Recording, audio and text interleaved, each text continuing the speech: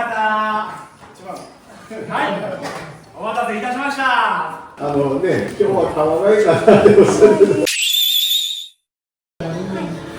2番の方はこれ泊まりですか？いや、これはいらっしゃらない場合はちょっと次の晩の方っていう形になりますので。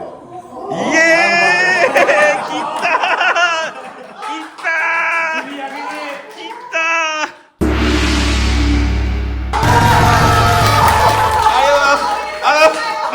1台目。はい。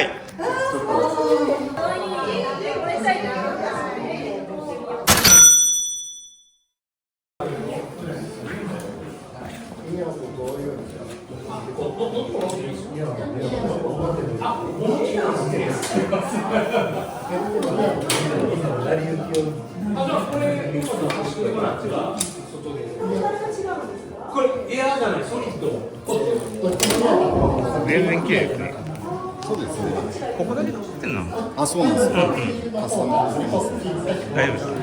家にある黒ポストと黒ハンドルあるんで、で黒クランクもあるんで、でチャプター3のこれがホイールが余ってるんで、はい。あ、じゃあブラックにカスタムこれで完全にブラックエディションでいきます。できますね。よっしゃ。ありがとうございます。